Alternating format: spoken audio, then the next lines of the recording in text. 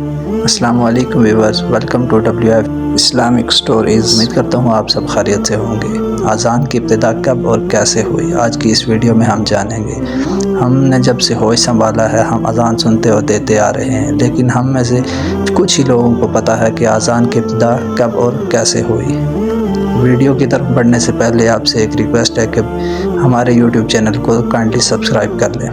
چلتے ہیں ویڈیو کی طرف۔ اسحاق بن ابراہیم حنظلی، محمد بن بکر، محمد بن رافع، عبد الرزاق ابن جریج، ہارون بن عبداللہ، حجاج بن محمد، حضرت ابن عمر رضی اللہ سے روایت ہے کہ مسلمان جب مدینہ آئے تو جمع ہو جاتے اور نماز ادا کر لیتے، اور کوئی آدمی ان کو نماز کے لیے نہیں پکارتا تھا۔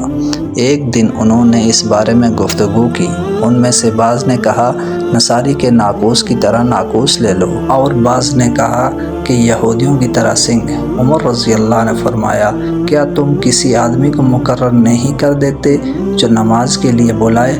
رسول اللہ صلی اللہ علیہ وسلم نے فرمایا بلال اٹھو اور لوگوں کو نماز کے لیے پکارو۔ چنانچہ اس طرح سے اذان کی ابتدا ہوئی۔ اگر ویڈیو اچھی لگی ہو تو چینل کو لائک اور سبسکرائب کر دیجیے۔ آپ کے تعاون کا بہت بہت شکریہ۔ امید کرتا ہوں کہ آپ کو آج کی ویڈیو اچھی لگی ہوگی۔